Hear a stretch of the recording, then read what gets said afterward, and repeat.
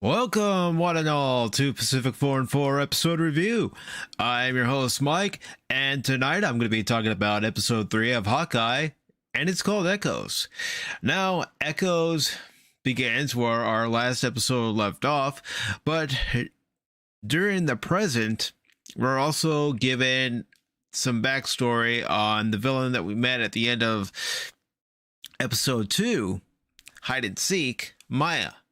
Now, Maya was born deaf, so she's had a rough upbringing, but her father helped teach her sign language and how to read lips, and also encouraged her to take self-defense lessons. We see a very young Maya, I want to say probably around the age of 8 or 9, and she's going through school.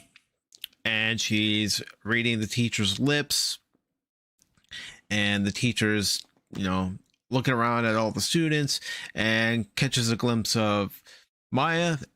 And Maya's got her book open. It's a spelling book, and she's writing in it per what she can see on the chalkboard and from what she's reading on the teacher's lips. So the teacher spots her, comes up to her, and points out the correct page that Maya's supposed to be on, which is only one page off. So we cut to a scene with Maya and her father, and they're making hand, figures with a regular old lamp, and they've got it shined up against the wall. So they're, making hand figures, and then Maya starts signing what does a dragon sound like and what is the real world actually like. And her father tries to explain to her that dragons aren't real when she asks if dragons aren't real, but what kind of sound would the dragon make? It would make a roar sound. And he also tells her that at some point she's going to have to be able to not only fend for herself, but also be able to communicate with the outside world, which is why he's teaching her how to read lips and teaching her sign language. So we cut to another flashback, and it's Maya, a little bit older, and she's coming home, and she's looking in the window. And who does she see inside the house, killing not just her father, but a few other people? Well, Ronan. And I want to say hail to Captain Trek. Welcome, brother. Welcome. Good to see you. Welcome to Pacific414 episode review. I am reviewing episode 3 of Hawkeye, and it's called Echoes. So the older Maya ends up coming home, looking through the window, seeing that Ronan's just killed her father and a few other guys, and goes up to her father and gets his dying words. We then flash back to the present, where we have Kate Bishop and Clint Barton, and they're still tied up on the ponies that they were tied up on in the last episode. And Maya comes out. She is signing, and she's asking questions to Clint. How did Kate Bishop acquire the Ronin suit? Is Ronin back? And Clint says to one of her interpreters, no, Ronin's not back. She didn't know that the suit belonged to Ronin. And by she, he's referring to Kate when Kate put on the suit.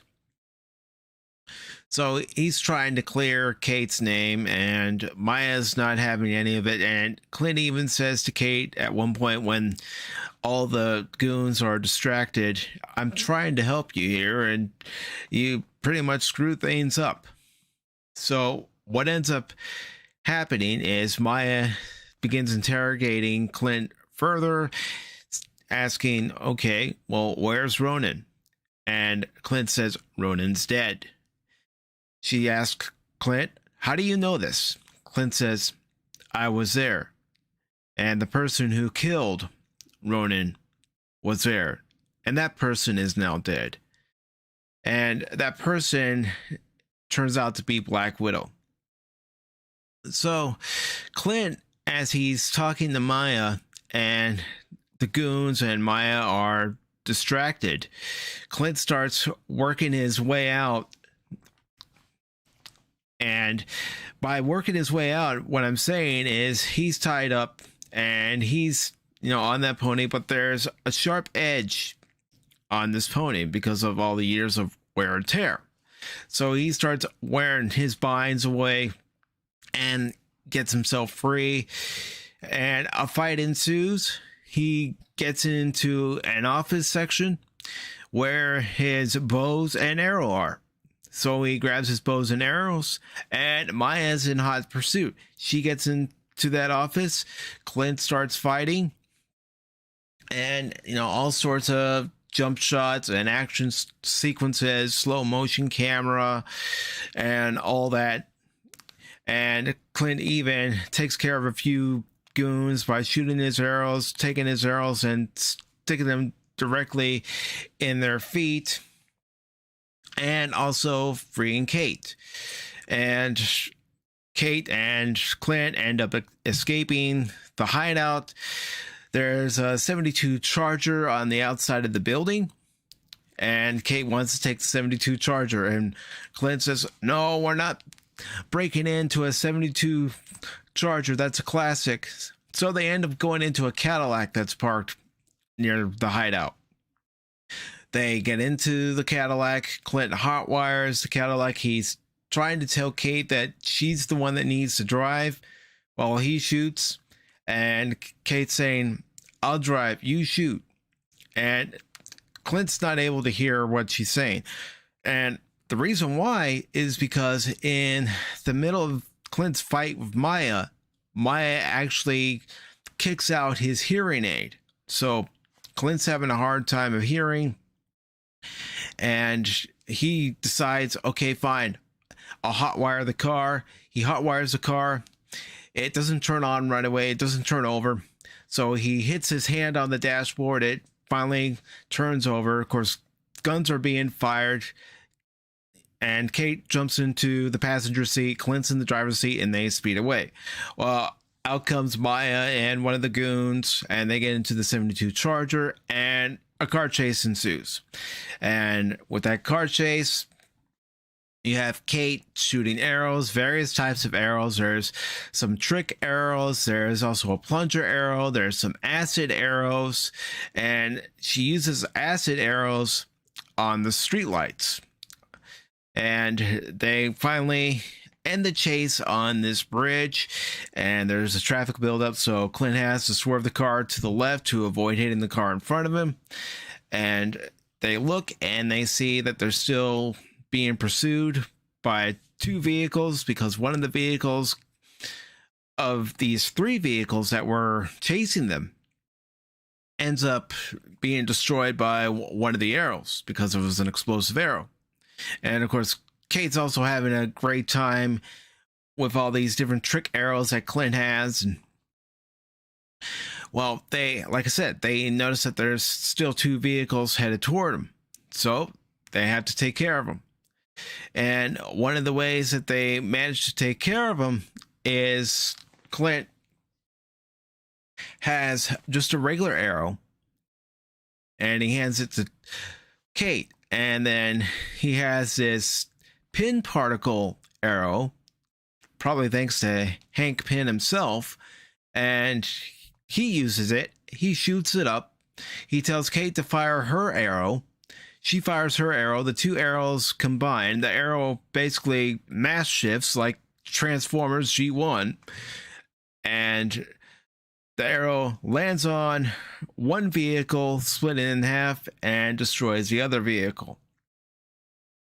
And they go running off. One of the arrows that Kate had shot while they're being pursued was a plunger arrow, like I said, and Clint goes and he grabs it. He grabs it because there's another sequence where they jump off the bridge and he shoots the plunger arrow onto a moving subway car, and they swing on top of the subway car. And then we cut to Kate and Clint, and they're waiting for this doctor to come and repair a hearing aid. Well, they get the hearing aid repaired, then they go into a diner. Meanwhile, we start learning a little bit more about the Tracksuit Mafia through Kate, and Kate, says, I don't know, it just seems suspicious that these guys show up, and Armand, who was killed at the end of episode 1, is killed, and Jack seems to be very suspicious. So they're talking about that, and Clint's saying, well, we have to find more information on these guys, especially if you're telling me that they might be in cahoots with this Jack guy. So Kate comes up with an idea that they should go back to Kate's mom's house and go into her computer and get into the network of her mom's business from the home office. So they end up doing that. Kate's trying to hack the system. She's able to get through one firewall, but she's not able to get through all the firewalls because she's blocked. Meanwhile, Clint starts searching around, looking around the house, and all of a sudden, the Ronin sword comes near his neck and stops. And who do we see? Well, we see Jack. So it's going to be interesting to see what happens here, because we all know that Jack isn't a nice guy. If we've watched these first 3 episodes, we know that he had some sort of beef with Armand III, and then Armand III ends up killed. And one of the things that Clint and Kate are talking about in this episode are the fact that Maya is not the leader of the Tracksuit Mafia. It is actually someone above Maya, but they need to find out who that person is. So it leaves us at that cliffhanger. And we also find out that the dog's name is going to be Pizza Dog. And I'll admit, I'm partial to golden retrievers, having had a golden retriever growing up. So, I know that's silly, but hey. And the episode cuts to the credits. We get Sammy Davis Jr. saying, Ginger Man. And of course, throughout the episode, they're playing different, Tchaikovsky music scores, and, with it being Christmas, and, the Sugar Plum Fairy comes to mind only because of all the years I went to my sister's ballet recitals and also her rehearsals where, I would hear that music more than I care to admit. And, so when I hear it, it's like, oh yeah, memories. But you know what? Look back at them now. I laugh. Back then, I wasn't laughing so much. So, this episode, again, it establishes a few more things for, the Tracksuit Mafia.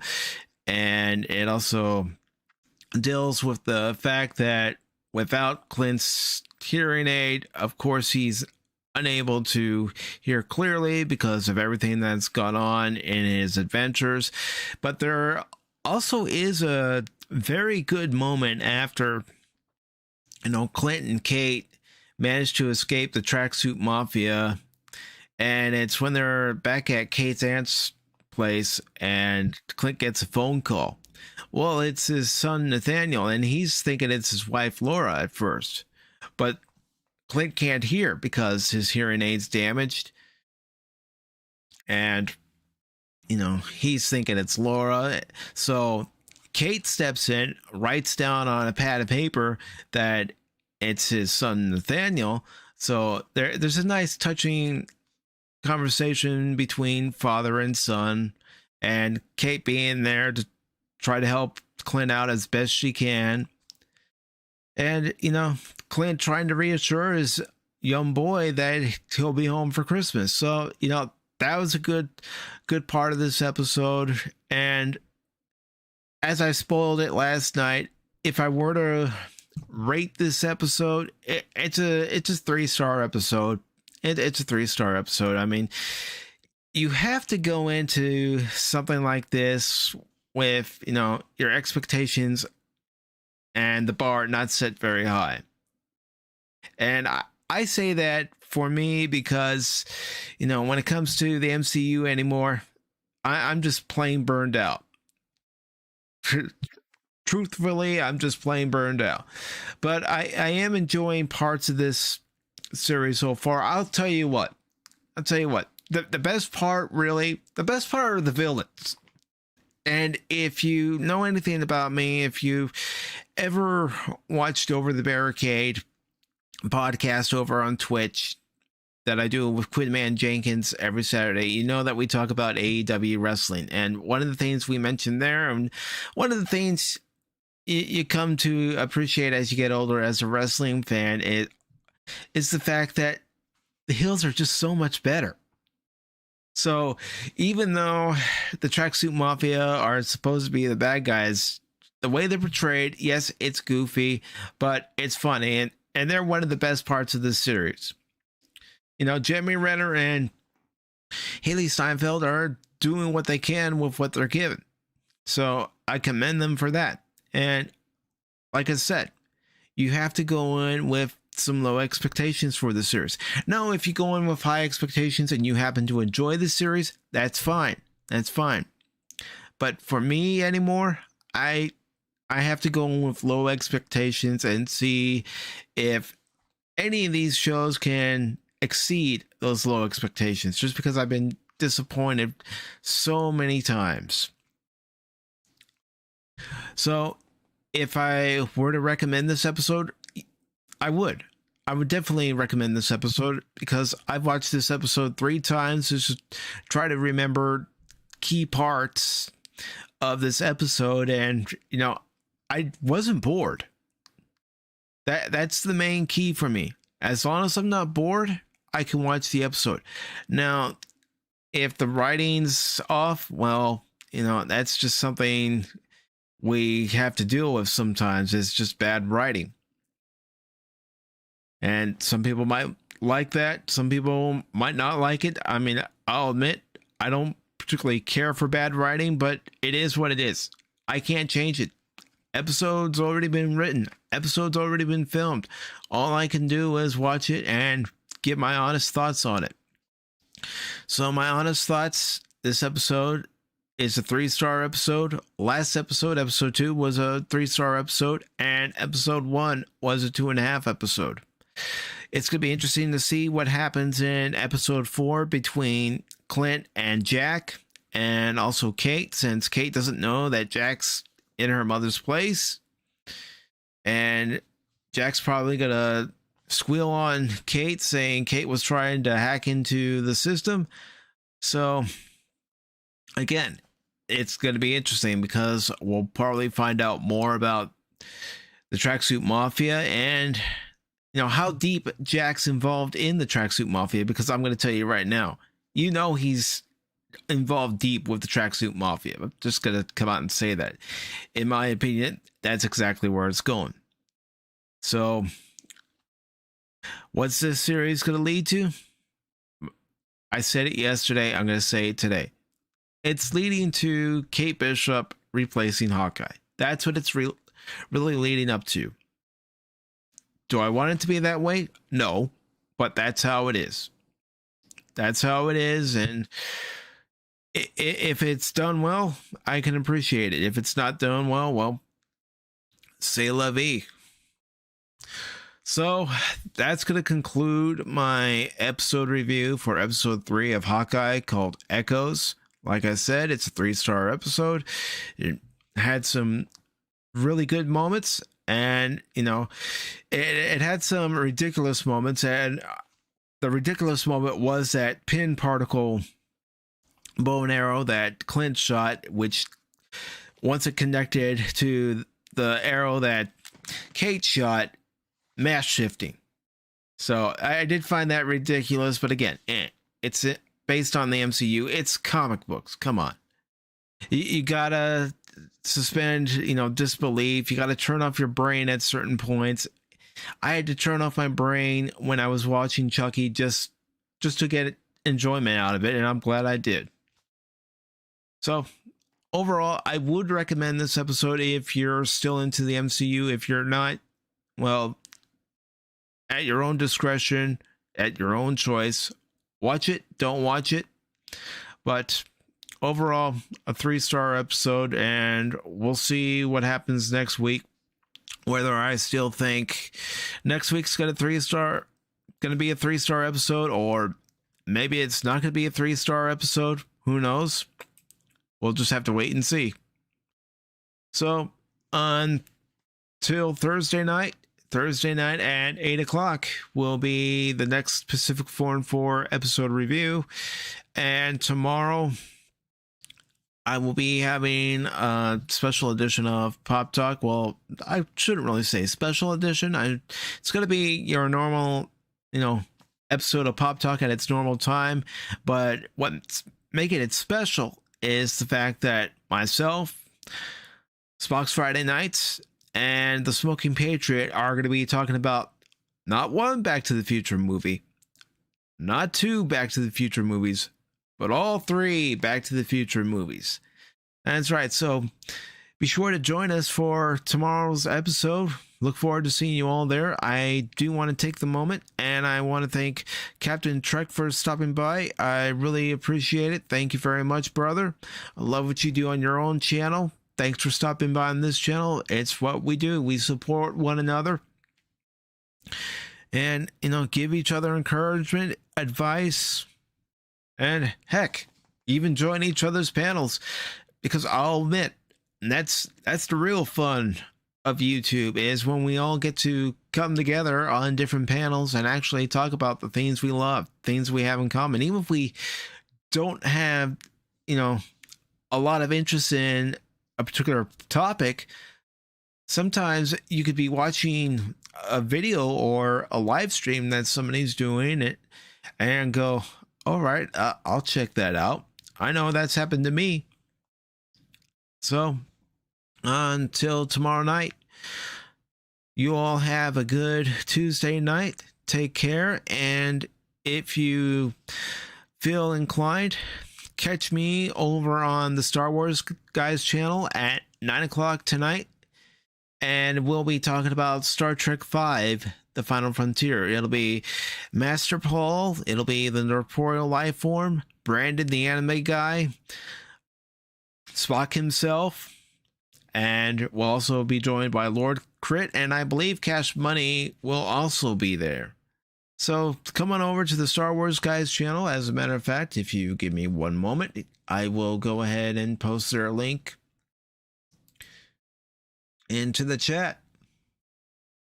So bear with me as I do that. And while you're over there on the Star Wars Guys channel, give them a sub. Give them a sub, because Paul does great work. His brother Michael does great work on that channel. You'll really enjoy it, especially if you're a Star Wars fan. You'll enjoy the Star Trek discussions that we have and on Tuesday nights. So one second as I grab the link. Bear with me here.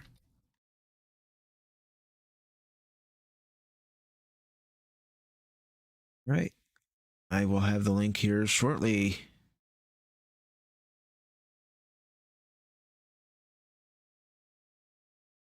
Yay.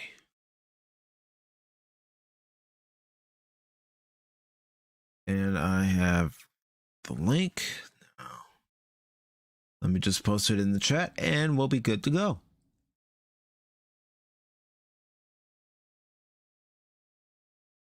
All right.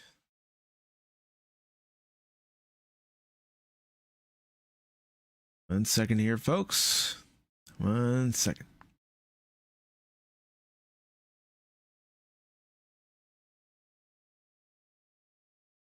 Okay, let me post it here.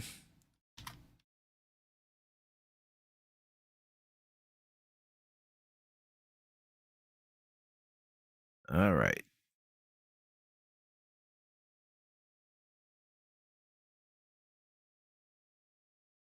And there you are. There's the link to the Star Wars Guys YouTube channel.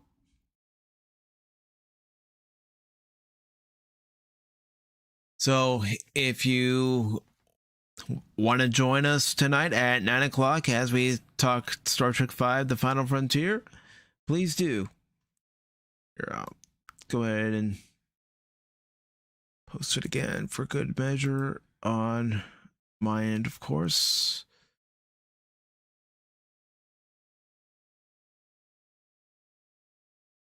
Hello, Brian. That's right. I'm promoting tonight's stream. I'm promoting tonight's stream in the middle of my episode review for Hawkeye. Thank you for stopping by.